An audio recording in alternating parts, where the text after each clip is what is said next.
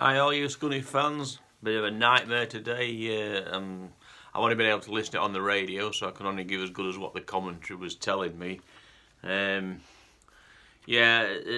were a couple of changes. Obviously Chapman was back in goal for Foster, and they brought Gerard McDonough in for Elliott, whose contract has a clause in it because he came from Boreham Wood not to be able to play against us.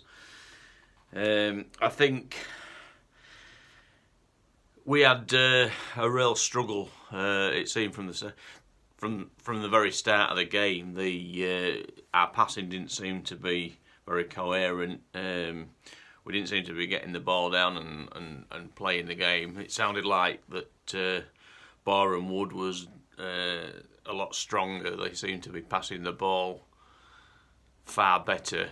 Certainly sounded like the strongest side. I thought at the beginning of the second half it sounded like it was going to be a little bit more optimistic, but that was only for the sort of first 5 minutes or so.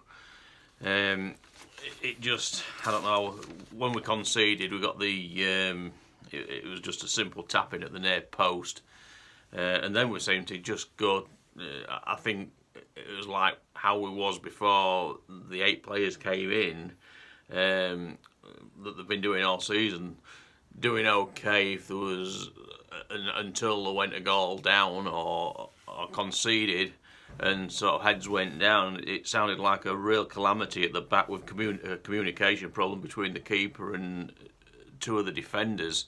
It sounded like a real calamity, and I think from that point on, heads were down. The problem was in the second half as well. I was hoping that we would make better of having the wind behind us. It sounded really windy. You could hear the wind in the background, and to be fair, you could hear the Scunthorpe fans singing again well out through the game. 346 Scunthorpe fans had travelled there, quite a distance to travel as well, especially after a midweek game at Wrexham. We seem to be lacking in all areas of the pitch, to be fair. I think today was a bad day at the office, it really was. I don't want to, I don't know what's the word, we have to be honest about the game and what we're saying, and I don't want to be too dishonest, but I don't want to be too disingenuous to the team as well, because, you know, and I keep saying it's still early days. I think the team needs to have maybe 4 or 5 games together and start to gel. But they really are going to have to knuckle down and iron out some of these problems. The thing is, they've shown that they can get the ball down and play. They've shown they can, be a good side. That they did it at home in the home game with Dagenham and Redbridge. Maybe it's been away from home, 2 long trips. I'm not trying to make excuses for them, but yeah, 2 long trips in a week. We've got these next few games. We've got to really take something from them. We're away at Maidstone on Tuesday, 7:45 kickhead, 7:45 kickoff, and I think obviously Maidstone are at the bottom of the table. That's got to be a win for us. We've got to take maximum points from there. If we're hoping to survive, we've got to. And then we've got another difficult game. They're all difficult games on Saturday the 4th at home to Eastleigh.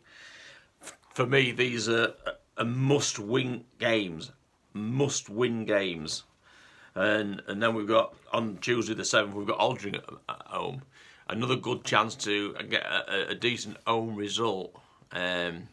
So I think a lot's going to depend on our season over these next few games. I really do. And I just think, very disheartened, disappointed. I was disappointed because I couldn't go, but I suppose now that we didn't have a great game and it wasn't very good and it was a long distance, I suppose I'm pleased they haven't made that journey. It's not going to be a very nice journey back for the Scunny fans coming back home again after another defeat, and especially after those that went to Wrexham as well. It'll be a bit down and out in for the fans. But let's try and be as positive as we can, and you know, we go again next week, and then we'll, you know, let's strive to stay in this division. We still need the fans behind us. Up the Iron.